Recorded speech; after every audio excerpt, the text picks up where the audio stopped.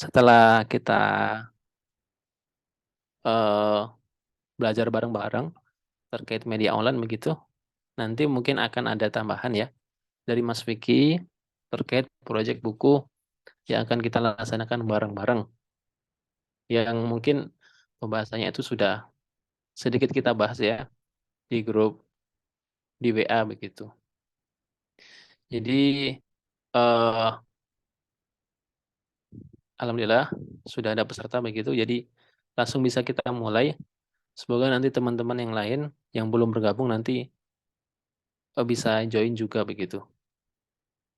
Mungkin itu dari saya. Selanjutnya kita akan masuk ke acara inti, yaitu pemaparan dari pemateri. Langsung saja kepada Mas Aji, kami persilakan. Oke, cek cek. Suaranya masuk nggak ya? Masuk Mas. Masuk ya, jelas ya. Nanti soalnya kadang-kadang sinyalnya rada bermasalah lah. Eh, jadi kadang-kadang sering putus-putus kayak gitu. Oke, ya Bismillahirrahmanirrahim. Assalamualaikum warahmatullahi wabarakatuh. Eh, sebelumnya ya sebelumnya mohon maaf kemarin sebenarnya em, saya sempat dihubungi sama Mas Vicky sih buat isi acara yang bincang buku ya, bincang buku atau kalau nggak salah tentang webinar kepenulisan lah kayak gitu. Cuman memang kemarin lagi rada crowded jadi belum sempat siapin bahan-bahan PowerPoint-nya. Cuman jadi mungkin saya sharing malam hari ini mungkin lebih ke arah cerita-cerita aja ya. Jadi kalau misalkan ada pertanyaan yang pengen ditanyain nanti langsung bisa ditanyain aja gitu. Bisa langsung di kolom komentar. Jadi kalau misalkan takut kelupaan nanti bisa langsung di kolom komentar atau kalau misalkan eh, pas di akhir juga bisa kayak gitu. Jadi eh, kalau saya sih cenderung bebas aja. Jadi sistem diskusi aja.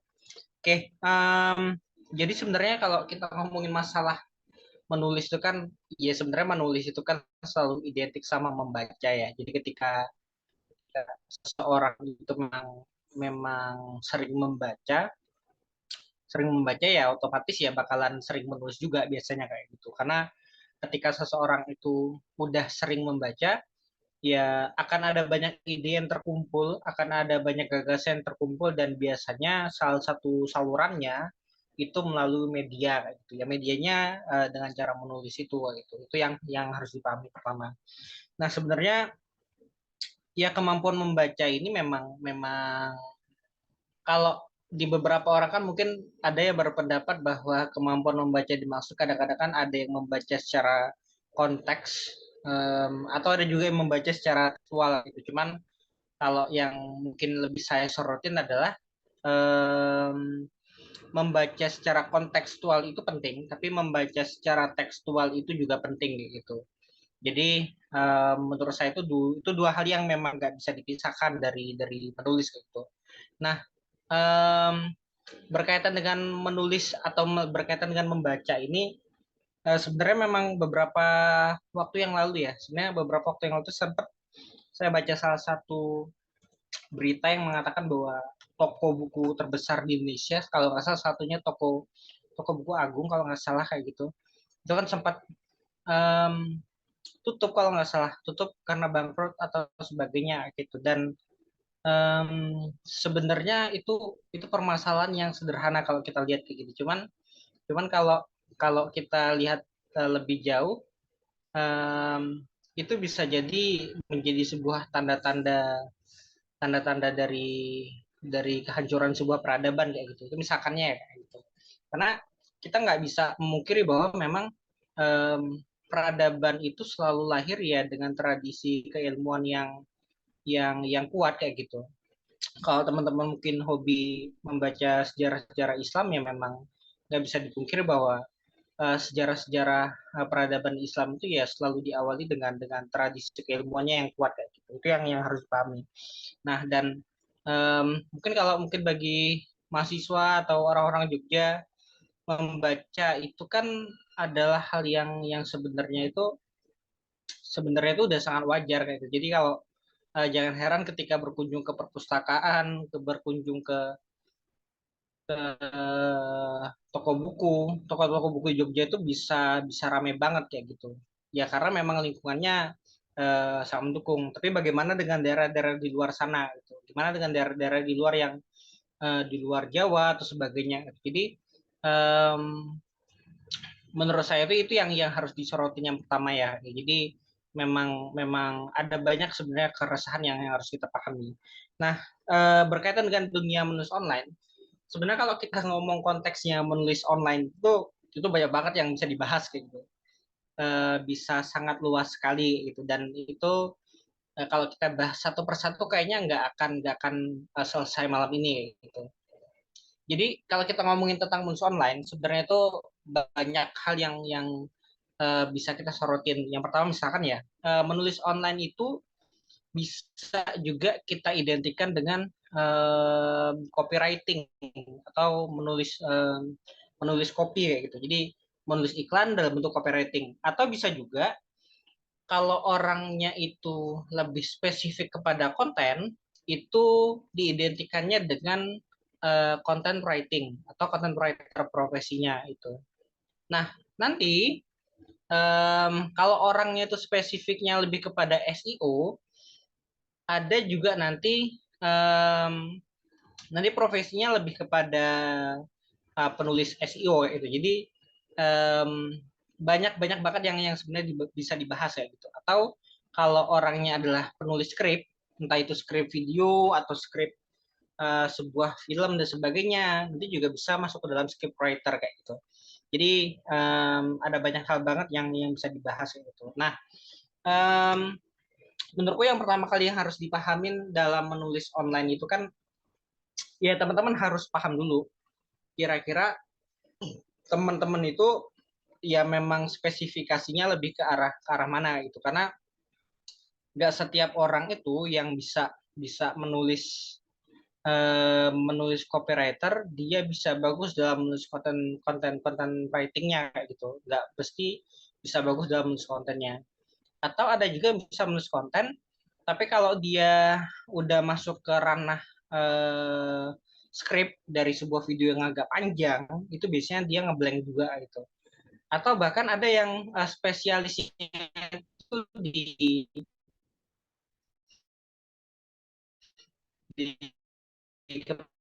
penulisan iklan. Nah, itu yang bagus banget itu. Nah, atau kalau yang sedang saya ikuti memang lebih berkaitan dengan artikel-artikel berita kayak gitu, artikel berita.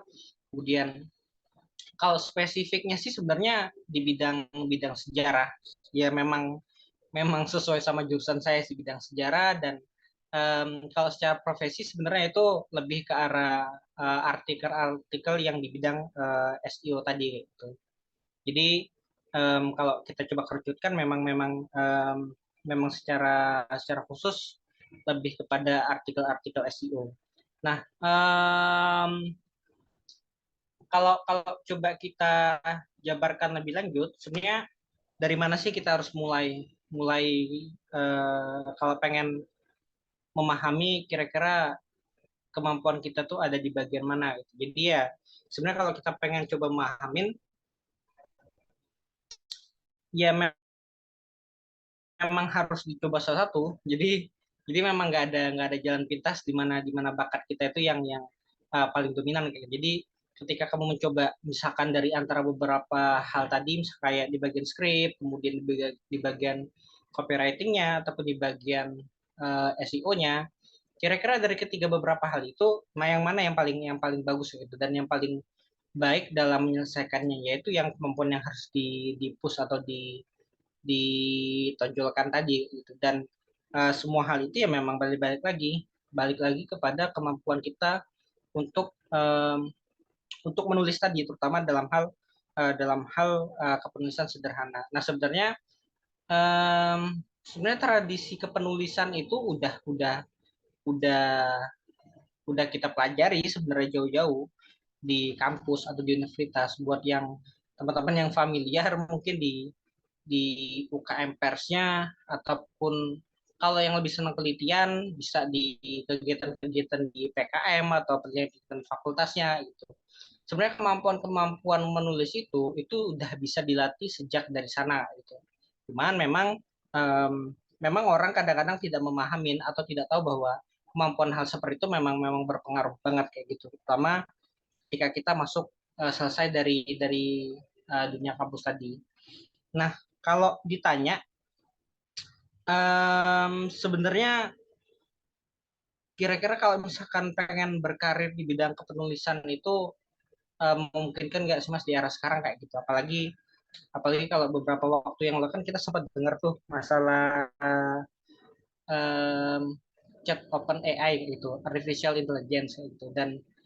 Dan kalau kita coba pahamin um, artificial intelligence itu dia bisa bikin tulisan yang bagus banget gitu. Bahkan kalau kita di kantor itu ada beberapa bagian-bagian konten itu yang memang kita pakai AI kayak gitu. Jadi misalkan dalam satu satu bulan misalkan ada beberapa konten-konten yang harus ditarget kayak gitu. Kayak misalkan kemarin kita sempat bikin konten tentang produk oleh umroh kayak gitu. Ya nanti kita request saja bikin 30 hari ide konten untuk oleh-oleh umroh kayak gitu. Dan itu bisa selesai dalam jangka waktu yang singkat banget, bahkan di bawah 5 menit. Jadi maksudku itu OpenAI itu bisa jadi sebuah ancaman sebenarnya. Sebenarnya bisa jadi sebuah ancaman ke depannya.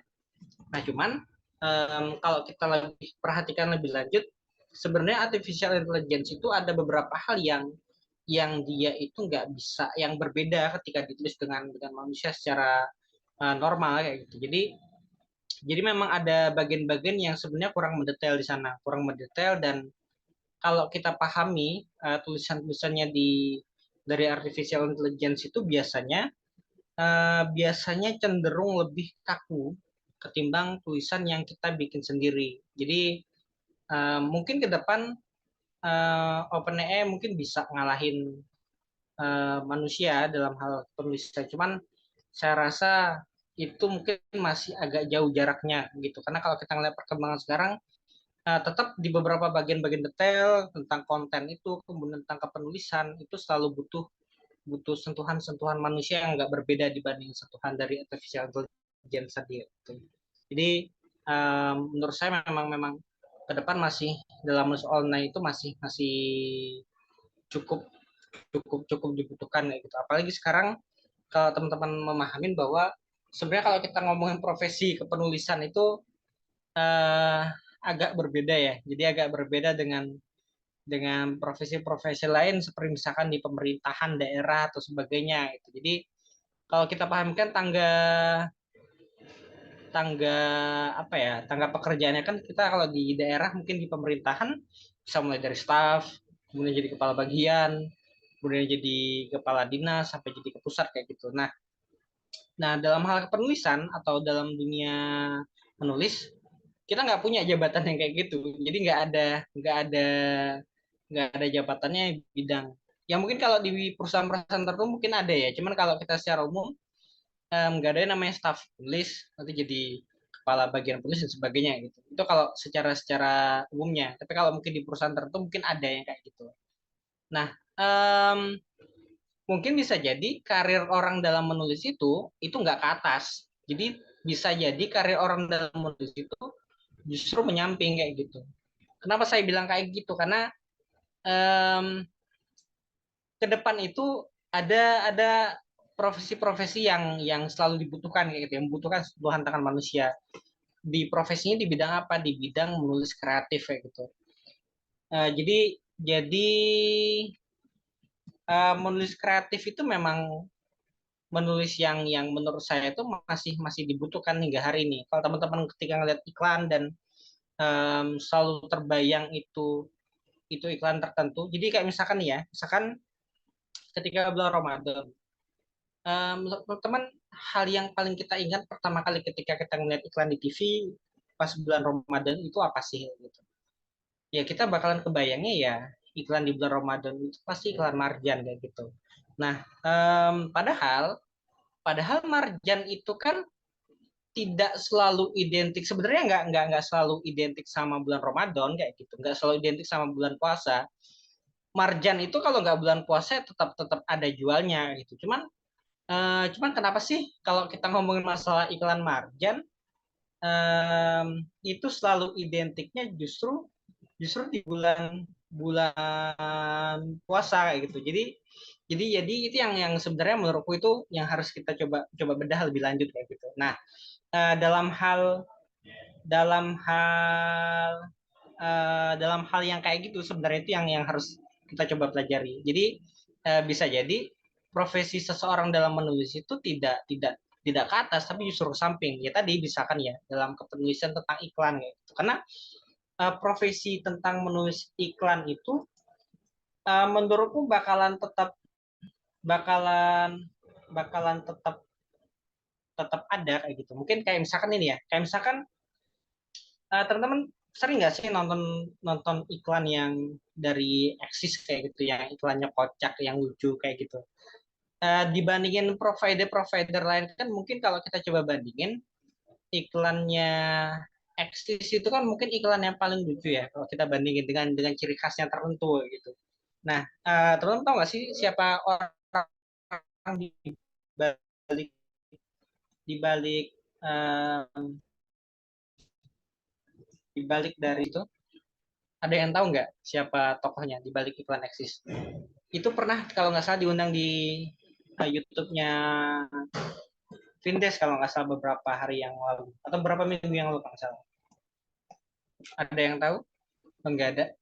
Oke, nah tokohnya itu namanya Dimas Jayadiningrat kayak gitu. Dia salah satu penulis iklan juga dan memang banyak iklan-iklan yang dia dia apa ya dia handle kayak gitu dan salah satu iklannya itu adalah tentang iklan eksis dan iklan eksis yang kreatif itu. Jadi um, ada beberapa iklan-iklan juga di industri pertelevisian yang memang dia handle secara langsung kayak gitu. Kayak misalkan yang lain kayak iklan Gojek, dia juga pernah menghandle iklan Gojek juga. Atau teman-teman pernah melihat ada yang pernah melihat iklan Ramayana yang ada ibu-ibu yang nyanyi ngucap astagfirullah pas pas buka buka rice cooker. Nah itu kalau nggak salah yang bikin juga sama Dimas J juga namanya Dimas J Diningrat kayak gitu. Dan sebenarnya keputusan kreatif kayak gitu sampai hari ini memang masih dibutuhkan kayak gitu. Itu kalau konteksnya secara ini ya, secara lebih gedenya itu, secara lebih gedenya. Kalau yang lebih kecilnya banyak banget kayak gitu. Jadi bahkan hari ini pun kalau teman-teman mungkin yang sering aktif di Instagram, di TikTok, kepenulisan kreatif itu memang dibutuhkan banget di perusahaan-perusahaan kayak gitu. Karena kepenulisan kreatif itu butuh sentuhan pertama buat anak-anak muda gitu. Jadi kalau kita coba melihat secara secara umur generasi-generasi milenial dan Gen Z itu jauh lebih lebih lebih punya punya daya kreativitas ya gitu. Walaupun di sisi yang lain kontroversinya kan cukup banyak ya gitu. Tapi kita nggak bisa mungkiri bahwa orang-orang yang lahir di sekitar era-era milenial dan Gen Z itu memang tingkat kreativitasnya cukup cukup tinggi banget gitu. Jadi ketika iklan itu tidak menarik ataupun kemampuan menulis iklannya nggak menarik, menurutku itu nggak akan bikin mereka tertarik terhadap produk itu. Gitu. Jadi dan menurutku itu usia sekarang ya mungkin teman yang ada di sini ya berpeluang banget buat berkarir di bidang itu. Cuman ya memang balik lagi menurutku itu nggak akan ada proses yang gampang itu. Artinya kalau kita pengen serius menggeluti dunia kepenulisan itu dalam tulisan online itu memang tantangannya cukup banyak gitu. Dan kalau kita pengen nulis itu sebenarnya nggak usah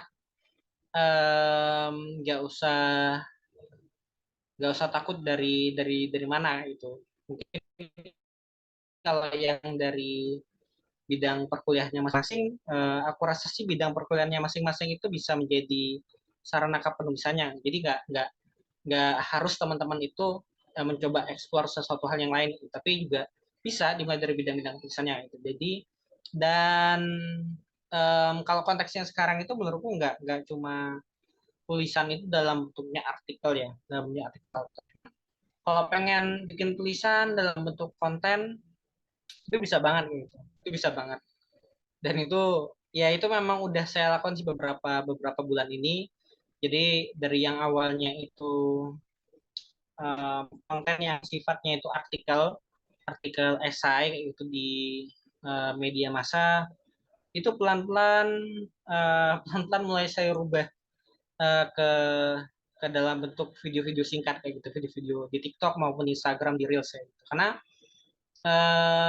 dan memang banyak ternyata ternyata banyak yang audiensnya itu memang usianya itu usia mulai dari 17 sampai 30. Cuma rata-rata itu kalau saya lihat itu memang usianya itu usia-usia di bawah 20 tahun sama di usia 20-an.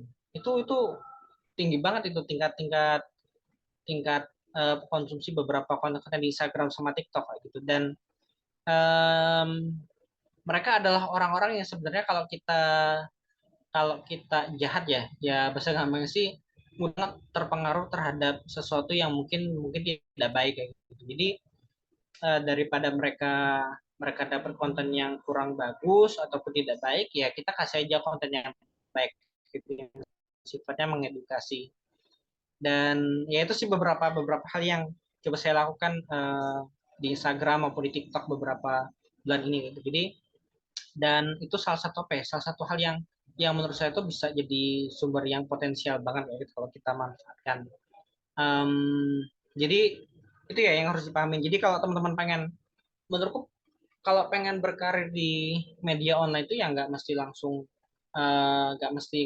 harus di media massa atau apa ya. Cuman kalau misalkan passionnya ternyata memang memang bukan di situ ya nggak jadi masalah juga gitu. Tapi kalau memang teman-teman menjalani itu karena memang hobi atau karena memang suka, kayak misalkan saya memang nulis nulis itu kan memang memang udah ya memang senang aja gitu, memang senang aja. Karena ketika kita udah kadang-kadang udah terlalu sering baca buku, ada banyak hal yang kadang-kadang pengen pengen kita coba keluarkan ya gitu ya. Dan media yang paling cocok itu ya memang ada yang pengen mungkin di bidang kepenulisan konten ya gitu, atau ada juga yang lebih senangnya mengungkapkannya dalam bentuk artikel, esai dan sebagainya. Jadi itu yang harus pahamin. Dan dalam beberapa tahun ke depan menurutku um, portofolio seseorang itu bakalan bakalan berpengaruh banget kayak gitu, bakalan berpengaruh banget terhadap terhadap apa ya, terhadap pertimbangan orang ketika ketika mencari kerja dan sebagainya. Ya itu sih yang harus dipahami menurutku ya kalau kita ngomongin masalah menulis di media online. Dan tadi seperti aku bilang, kalau kita mau pengen mulai berkarir di sana ya itu harus kita pahami dulu, kita pahamin kira-kira sebenarnya media online mana sih yang pengen kita coba geluti gitu. Karena ada juga orang yang bisa sukses meskipun media online yang dia pakai itu bukan bukan dari bukan langsung dari media massa gitu. Ya misalkan contohnya ya, misalkan contohnya kayak Raditya Dika, dia kan sebenarnya menulis beberapa novel-novelnya atau cerita singkatnya kan dari sebuah blog yang dia kelola sendiri. Atau kalau yang lain, misalkan kayak Gita Savitri kan beberapa ya ada novelnya kalau nggak salah ceritanya yang sempat dibuatkan film, dan ya itu semua berawal dari blog gitu. Jadi menurutku itu ya menulis pun dalam bentuk um, di blog sendiri pun itu udah bagian dari portofolio gitu. Jadi ya itu sih yang harus dipahamin ya. Jadi bebas kalau misalkan teman-teman punya ternyata memang punya passion di bidang menulis artikel di berita, ya nggak ada masalah gitu. Um, dan di era sekarang itu kan kenapa berita itu tetap jadi salah satu pilihan orang mendapatkan sumber informasi, karena kita bisa mungkiri bahwa memang sebagian besar orang itu ketika mencari sumber informasi ya memang memang dari media massa gitu, dari media massa ya ketahuan banget lah kayak gitu. Dan um, yang agak kurang bagusnya adalah ya mungkin beberapa ada teman saya yang kemarin sempat sempat ngobrol sih. Dia kerja di salah satu media massa di Jogja, teman satu angkatan sih dulu di kampus, dan dia sempat bilang kalau misalkan sebenarnya saya kerja di sini tuh agak agak berbahaya gitu. Kenapa? Karena di timnya dia atau di kantornya dia itu memang ada media massa yang pada bagian tertentu itu memang dia punya semacam tim yang khusus buat melemparkan isu-isu gitu. Kayak misalkan ya, misalkan kayak beberapa waktu yang lalu kan sempat rame nih masalah penolakan penolakan Israel oleh beberapa pihak lah kayak gitu. Ataupun kalau yang lagi terbaru ini terkait dengan um, terkait Coldplay yang mendukung LGBT gitu. Kalau kita pahamin sebenarnya isu-isu itu bisa jadi dilemparkan oleh beberapa orang untuk memanasi-manasi keadaan kayak gitu. Dan kalau kita baca lebih lanjut, sebenarnya penolakan terhadap Israel itu ya memang udah terjadi sejak dulu sih, udah terjadi sejak dulu sejak zaman Soekarno juga udah ada kayak gitu. Cuman kenapa bisa ramenya kayak sekarang ya mungkin bisa jadi ada yang mana-manasinya sebagainya. Karena dalam beberapa event-event internasional juga atlet Israel yang ikutan dalam event tersebut di Indonesia itu juga banyak kayak gitu. Cuman nggak kesorot media aja. Nah makanya saya bilang di sini adalah ya itu harus kita lihat secara dua sisinya ya. Jadi memang beberapa media massa setahu punya punya punya kayak tim kayak itu sendiri gitu. Ya. Memang bikin berita yang sifatnya clickbait. Jadi kalau ketika orang itu udah ngeliat beritanya atau udah baca judulnya itu seolah-olah udah baca semua itu. Padahal bisa jadi isi dari berita tersebut itu tidak menggambarkan dari headline yang dicantumkan gitu. Nanti yang harus dipahamin um, ketika kita melihat melihat sumber informasi tadi dan yang kayak gitu banyak sih sebenarnya banyak dan apalagi sekarang kan mudah banget orang mengedit-ngedit judul kayak gitu entah itu disengaja maupun nggak disengaja gitu. Mungkin itu sih ya dari yang bisa saya sampaikan. Nanti silakan kalau pengen tanya atau pengen menambahkan sesuatu, misalnya saya serahkan langsung ke moderator. Baik, terima kasih Mas Haji atas penyampaian materinya. Ternyata dalam kepenulisan online ini ternyata bahan materinya itu sangat banyak begitu ya. Sehingga untuk kita jelaskan semuanya pada malam hari ini itu sebenarnya nggak cukup. Karena seperti yang tadi Mas Haji jelaskan ternyata kepenulisan online itu sangat luas cakupannya. Misal ada eh, apa namanya copywriting begitu ya. Terus ada script writing, terus ada SEO juga, terus ada kepengurusan di media sosial dan lain sebagainya, bahkan kepenulisan membuat video, film dan sebagainya.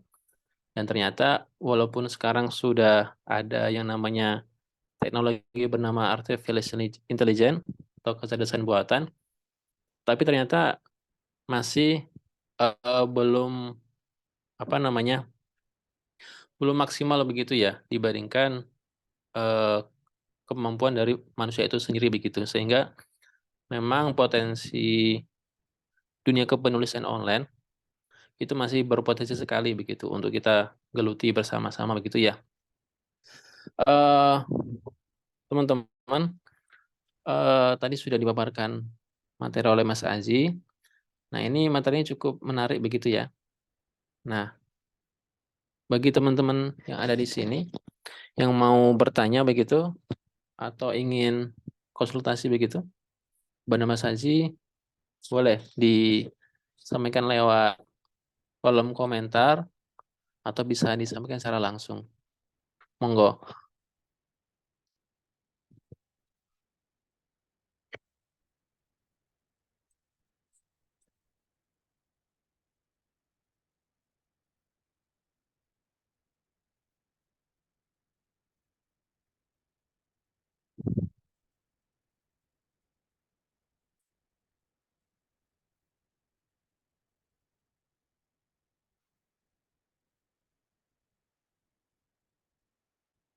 Ya, bisa disampaikan lewat chat atau disampaikan ini ya, via mikrofon juga boleh. Teman-teman.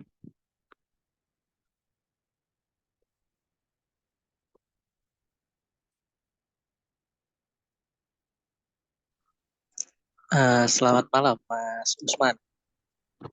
Ya, Mas Ya, Fahri. izin bertanya mungkin ya. Silakan, Mas.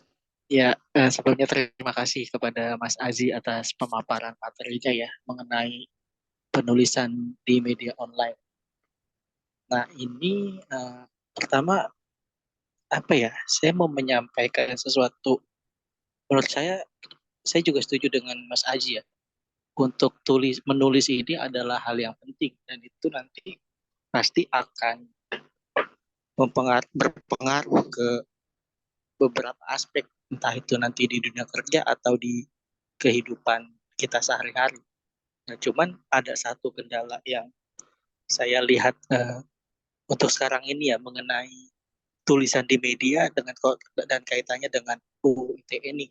Ini kan lagi rawan sekali ya. Maksudnya kayak beberapa kali ada orang yang menulis tapi dia terjerat UU ITE.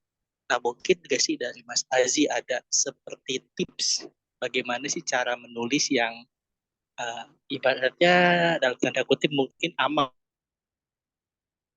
ya, kayak entah kan kita tahu menulis pasti kan sesuai dengan apa yang kita pahami, apa yang sudah kita baca dan apa yang sudah kita tahu ya.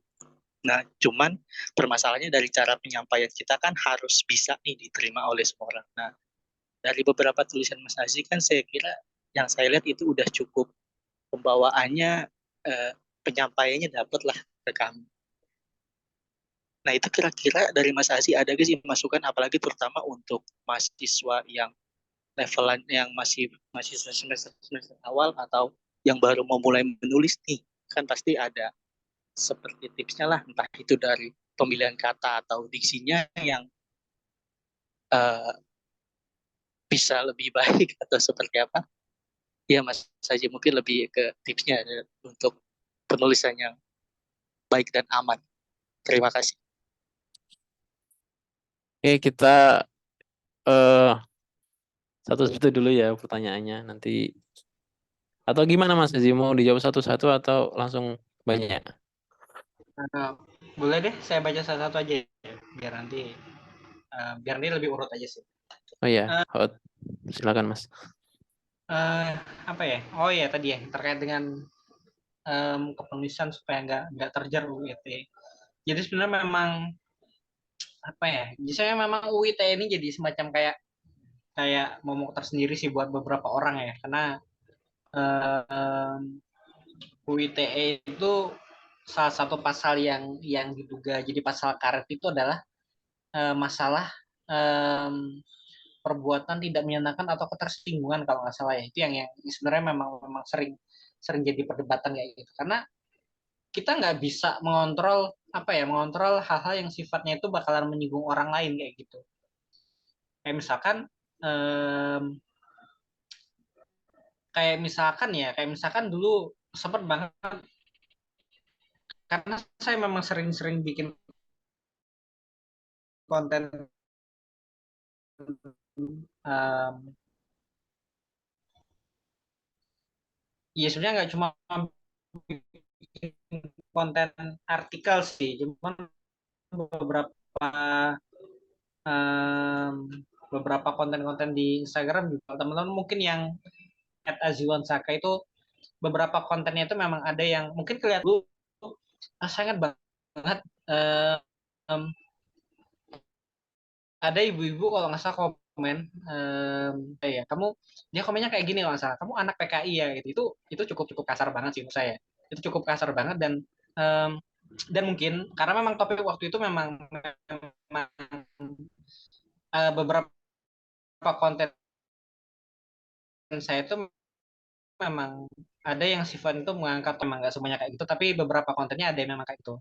Dan saya selalu menulis itu ya memang dari sumber yang menurut saya itu, kalau dari tolak ukur saya sebagai anak sejarah, sumbernya sudah kredibel gitu. Dan kalau misalkan ada pun biasanya saya cantumkan sumber artikel yang saya bikin kayak gitu. Dan di sumber artikel itu udah pasti ada buku yang saya cantumkan kayak gitu. Dan ya mungkin kalau misalkan ibu-ibu itu pengen melaporkan saya dengan pasal UU ITE, kayaknya itu udah kena deh. Kayaknya udah mungkin saya udah kena di penjara atau apa gitu. Karena mungkin dia tersinggung terhadap konten yang saya bikin kayak gitu, ataupun ketika kita bikin sebuah konten yang ternyata itu menyinggung orang lain, nah itu bisa jadi juga bisa kena juga gitu. Dan jadi kalau konteksnya itu adalah menulis artikel, menurut saya itu tingkat orang ketersinggungannya itu eh,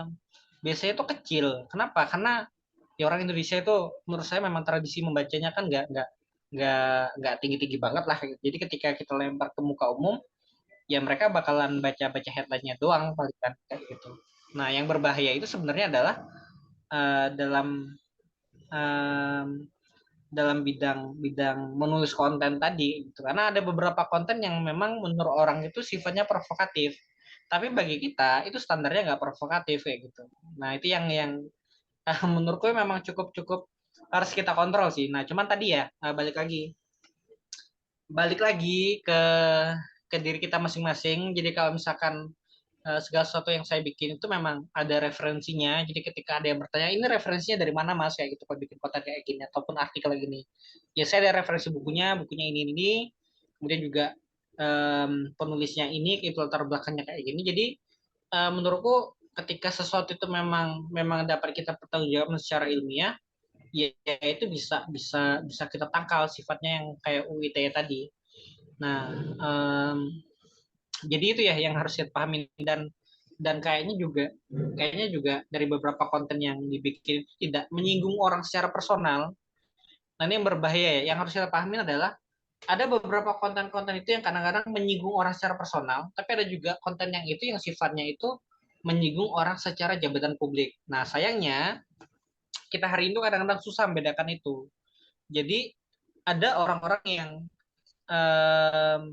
dia itu udah apa ya, kita singgung secara publik, tapi dia membawa itu kepada ranah personal itu. Ya kayak teman-teman ikutin beberapa berita hari ini kan masalah apa ya, pelaporan Haris Azhar dan Fathia kalau misalnya dari direkturnya LBH itu kan dia mereka itu kan dijerat kasusnya itu kan dengan karena membawa ranah personal seseorang. Cuman kalau kita lihat kan sebenarnya yang dikritik mereka itu kan ya sebenarnya kepada kebijakannya kayak itu, polisinya kan maksudnya kayak gitu. Jadi itu yang dikritiknya sebenarnya pada ranah kebijakan Pak Luhut bin Sarpanjaitan itu dalam ranah publiknya itu. Nah, ada kemungkinan juga kalau dalam era sekarang itu ya bisa jadi juga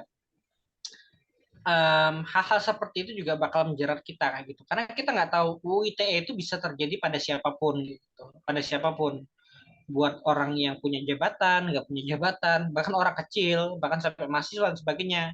Dan itu udah banyak kejadian gitu. Apalagi wartawan kemudian mahasiswa yang suka bikin tulisan-tulisan kritis dan sebagainya. Jadi menurutku itu semua orang bisa kena kayak gitu. Dan ketika itu terjadi ya usahakan menyiapkan data-data yang benar-benar itu sifatnya ya ilmiah gitu. Artinya sumbernya jelas dan sebagainya. Dan ya beberapa konten yang aku bikin sebenarnya juga yang aku tulis itu sebenarnya pernah juga apa ya, mungkin sempat bikin keributan juga sih sebenarnya, sempat banyak yang meributkan juga gitu. Cuman saya sampaikan aja sumbernya ini, kalaupun ada artikel beritanya saya sampaikan di sini gitu. Ya meskipun juga yang ngeyel juga banyak kayak gitu. Dan ya rata-rata yang ngeyel itu kan sebenarnya orang yang nggak baca aja kan. Jadi kalau orangnya baca sebenarnya dia nggak akan ngeyel dan nggak akan memperdebatkan hal itu. Itu sih kalau yang dari aku ya, yang pertama terkait masa dibilang semua orang itu tergantung perbuatannya. Oke, itu pertanyaan pertama. Yang kedua, ini langsung saya bacain atau gimana? Oke, saya bacakan aja mas. Iya, oke. Ini menarik. Pertanyaan kedua itu berhubungan dengan konten kreator mas, menulis di media sosial. Nah pertanyaannya adalah Bagaimana cara konten kreator menghindari referensi yang bersifat hoax? Oke. Jadi sebenarnya kalau misalkan masalah referensi kepenulisan, sebenarnya kan saya kalau nyari beberapa referensi itu memang lebih cenderungnya lebih kepada ini ya, lebih kepada sumber berupa buku secara fisik kayak gitu. Dan kalaupun baca artikel, biasanya beberapa artikelnya itu memang nggak cuma satu sih, ada beberapa artikel lain juga yang coba saya komparasikan atau coba saya bandingkan kayak gitu, karena bisa jadi satu artikel untuk mengatakan atau artikel di media lain termasuk saya itu ya teman-teman bisa memahami lah kalau di Kompas kayak gini. Jadi kalau paling aman sih sebenarnya nyari referensi itu mau gak mau ya lebih lebih kredibelnya ke data secara primernya sih, data primernya atau ke buku gitu, ke buku-buku yang ada. Dan kalaupun buku, kita harus juga paham juga bukunya itu apakah ditulis oleh orang yang memang memang dia memahami di bidang itu. Kalau mungkin yang anak-anak sejarah selalu bilang adalah kita lihat dulu metodologi seseorang itu dalam menulis itu benar atau enggak kayak gitu. Karena kita nggak bisa memungkiri ya, buat teman-teman yang lain juga, metode kepenulisan ilmiah itu penting banget gitu. Penting banget kalau untuk membedakan antara berita ini hoax atau bukan gitu. Kayak misalkan teman-teman pernah ngikutin berita nggak sih um, terkait dengan Patimura dulu yang sempat viral videonya Ustadz Adi Hidayat yang dia itu ternyata seorang muslim kayak gitu. Dan itu kan sumber referensinya kalau nggak salah buku Api Sejarah. Nah, buku Api Sejarah itu sebenarnya penulisnya kalau nggak salah Ahmad Mansur kalau nggak salah. Nah, buku Api Sejarah itu sebenarnya ada beberapa bagian-bagian yang sebenarnya buku Api Sejarah itu secara umum bagus ya gitu. Tapi memang ada beberapa bagian-bagian itu di dalam buku Api Sejarah itu yang memang ditulis tanpa referensi yang jelas kayak gitu. Nah, kenapa kayak gitu? Ya mungkin bisa jadi referensinya menurut orang lain atau menurut kabar burungnya dan sebagainya. Gitu. Karena kita mau nggak mau harus bilang bahwa dalam keputusan ilmiah itu bukan masalah kita itu suka atau enggak sama topik tersebut kayak gitu. Tapi lebih kepada kira-kira ini ilmiah nggak sih yang ditulis kayak gitu. Misalkan dulu sejarawan J.J. Rizal bilang bahwa permasalahan sejarah itu bukan terletak pada berapa banyak versinya, tapi terletak pada kepatuhan seseorang itu dalam metodologi penelitiannya gitu.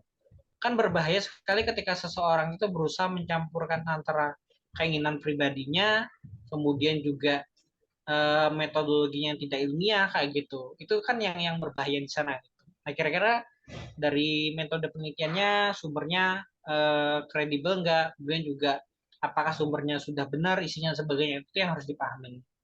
Jadi itu sih kalau saran dari aku ya kalau kita ngomong masalah berita yang bersifatnya hoax atau enggak. Cuman kalau misalkan udah terlanjur ngeliat dari beberapa artikel sebagainya, saranku sih coba dibandingin sih dari beberapa artikel. Kira-kira dari artikel A ini ngomongnya kayak gimana, artikel B ini ngomongnya kayak gimana gitu.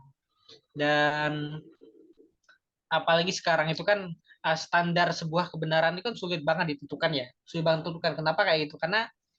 Um, karena apalagi di media sosial sekarang kan apalagi sekarang kan lagi rame jasa bazar. Sebenarnya jasa bazar itu udah lama ada gitu. Kalau dalam dunia digital marketing juga sebenarnya jasa buzzer itu memang ada. Ya memang tujuannya buat nge-push masalah penjualan. Cuman kalau sekarang buzzer itu kan lebih identiknya kan buat ya menebarkan citra orang kayak gitu atau memperburuk citra orang tertentu gitu ataupun ngangkat pamornya seseorang gitu. Dan itu ya sebuah standar kebenaran yang menurutku itu agak apa ya? Agak perlu disoroti sih.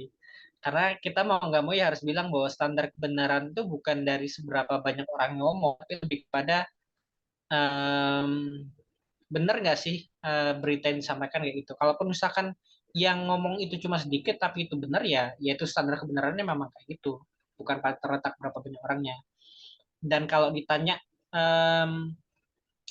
apakah standar kebenaran itu harus selalu dari berita-berita online, sebenarnya juga kalau teman-teman pahamin, beberapa media massa itu mereka punya punya jasa tersendiri buat ngangkat-ngangkat ngangkat tema-tema tertentu itu. Ya kayaknya beberapa itu sempat saya juga pernah apa ya? Pernah iklanin juga sih yang itu sih. Nah, jadi memang beberapa media massa itu mereka punya punya jasa tersendiri buat nge-up seseorang itu. Jadi misalkan nih ya, misalkan di Kompas misalkan ataupun di Kompas Detik misalkan ya, kemudian Tribun sebagainya. Jadi ada ya memang ada perusahaan tertentu yang biasanya mengelola jasa itu. Jadi kalau ada tokoh seseorang yang pengen diangkat ya udah diangkat tokohnya itu. Jadi ya kayak gitu sih yang harus dipahamin kalau ngelihat apa ya, ngelihat kira-kira sumbernya kredibel atau enggak sih. Nah, kalau aku sih ngelihatnya dibandingkan aja dari beberapa medianya. Itu ya. Itu pertanyaan kedua. Oke Mas, lanjut ke pertanyaan ketiga. Ini berhubungan juga tentang media sosial. Pertanyaannya, di media sosial mana yang dapat impresi dan audiens terkait tulisan-tulisan yang diterbitkan?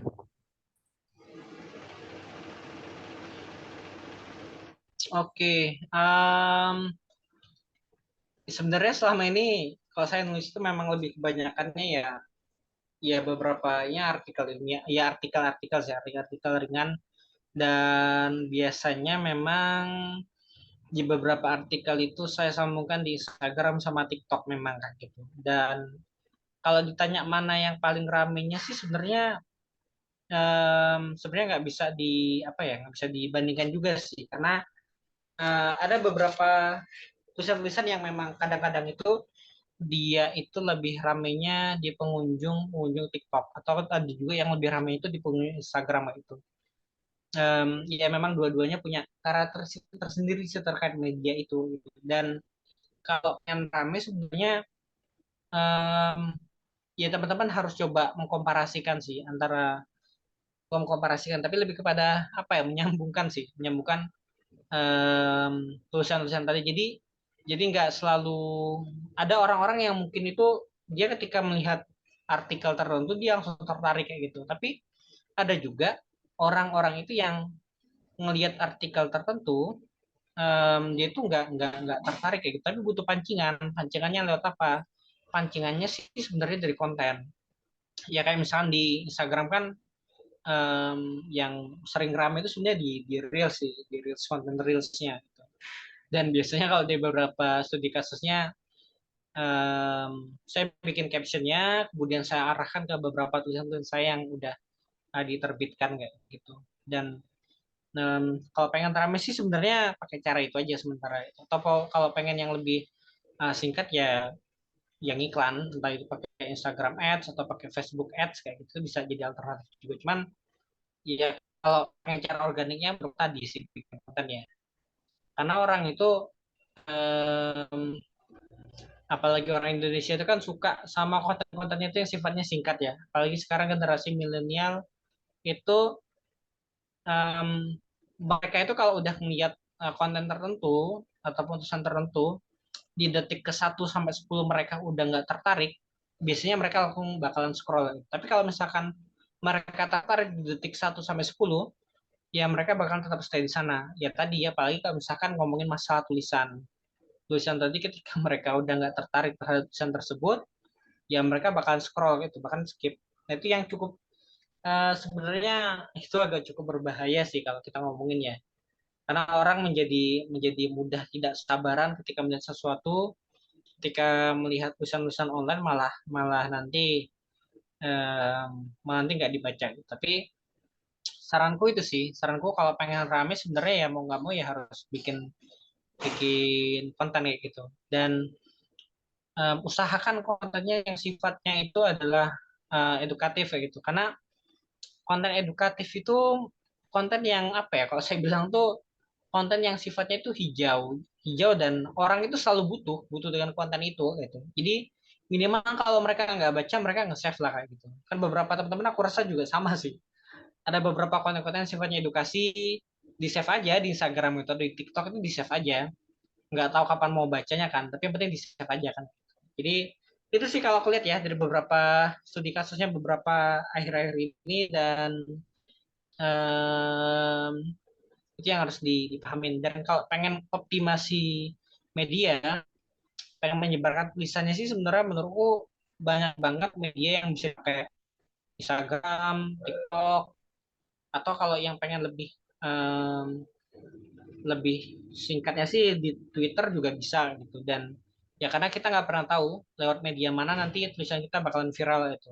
Bisa jadi tulisan kita itu viral justru di Twitter. Kayak teman-teman yang sore beberapa akhir ini, kayak beberapa tahun yang lalu ya, tentang KKN di Desa Penari itu kan sebenarnya mulai kan dari Twitter kan, dari Twitter. Tapi bisa bisa dijadikan sebuah kayaknya bukunya juga udah ada deh. Buku sampai dijadikan sebuah film kan, maksudku itu ya tulisannya kan berawal dari tulisan di Twitter kan. Nah itu yang harus disorotin ya. Jadi kalau pengen optimasi ya, ya optimasi aja semua sosial medianya, termasuk blog-blog pribadi. Itu buat pertanyaan ketiga, Mas. Siap, terima kasih Mas Azi. Gimana teman-teman tadi yang bertanya? Tadi yang bertanya ada Mas Erik, terus Mbak Yuri, sama Mas Fahri ya kalau nggak salah ya.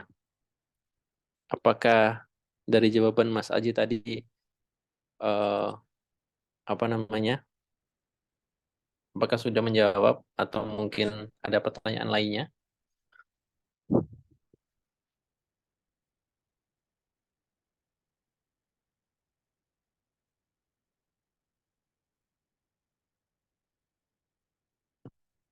Baik, alhamdulillah menjawab ya. Eh, terkait media sosial tadi, media sosial mana yang paling mendatangkan impresi dan audiens yang paling banyak begitu ya. Memang masing-masing sosial media itu punya audiensnya masing-masing begitu. Ya dicoba saja semuanya begitu ya. TikTok, Instagram, ataupun Twitter atau media sosial yang lain. Nanti kalau misalkan di salah satu media sosial tersebut ada yang rame, itu nanti bisa menjadi referensi begitu ya, yang bisa kita konsistensikan begitu. Selanjutnya mungkin dari teman yang lain ada pertanyaan.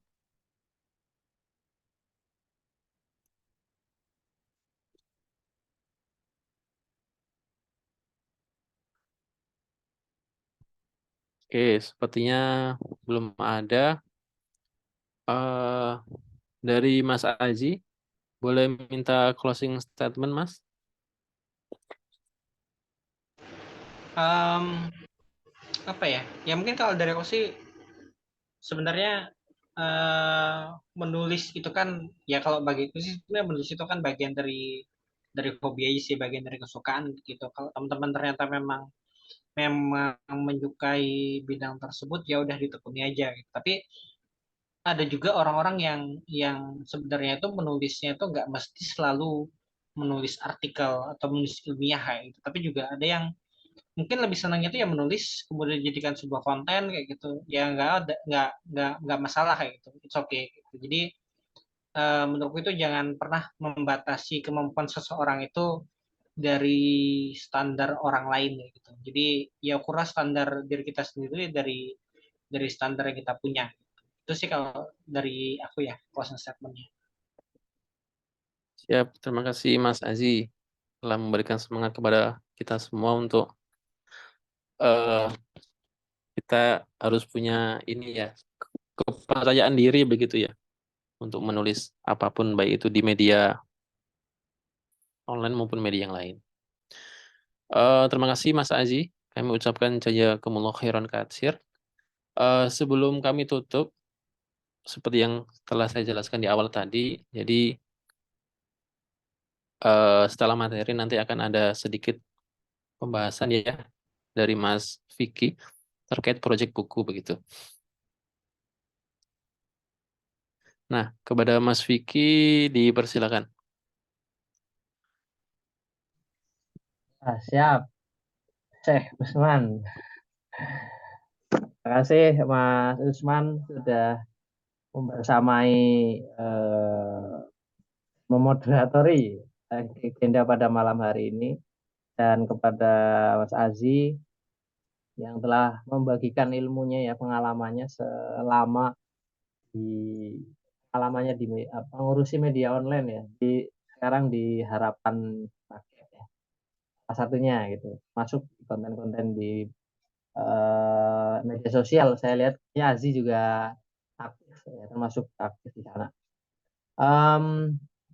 Tentu saja hampir semua peserta di sini nih kayaknya teman-teman JPG ya, teman-teman JPG, atau juga ada yang baru mungkin beberapa dan mungkin belum bergabung di JPG ya, di jaringan penulis Gaza. Jadi nanti mungkin bagi yang belum bergabung, insya Allah nanti bisa bergabung di seberapa ya, Man? 5 apa ya? Selanjutnya. Iya, 5 kayaknya ya. 5. Nah, iya bener ya. Ya, batch 5 ya. Kemarin terakhir batch 4. Ya. Ya. Nah, jadi, apa namanya? Teman-teman yang belum ikut nanti bisa ikut di batch 5. Memang belum ada waktunya kapan, tapi yang pasti di teman JBK sekarang sedang ada proyek buku apa, Man? Motivasi ya, buku pengembangan diri. Nah, kemarin sudah kita bicarakan bahwa deadline-nya kita perpanjang ya. Deadline-nya kita perpanjang 1 minggu lagi. Ini saya menunggu tulisan dari teman-teman semua, sama yang sudah masuk di JPG. Nanti teman-teman yang belum bergabung di JPG nanti bisa bergabung di ketika ada BNB atau bincang nulis bareng. Nah, misal di sini ada teman-teman yang belum bergabung di sana. Nah, nanti bisa ikutan gitu. Nah, untuk yang teman-teman yang sudah di JPG, mungkin saya menyampaikan ini saja, apa? Tunggulah tulisannya. Ya, Usman, Azi, Yuri ya, teman-teman yang lain. Tunggu, masih deadline-nya masih sampai tanggal berapa ya kemarin, saya lupa. Nah, karena temanya sebenarnya ringan, ya kan? Temanya sebenarnya ringan, dan saya pikir semua kita yang ada di sini bisa untuk kemudian menuliskannya ya, apalagi berkaitan dengan keseharian gitu. Nah, mungkin tapi kalau ada masukan dari Usman dan yang lain, boleh silakan gitu. Monggo, Man. Kalau ada sesuatu yang ingin disampaikan.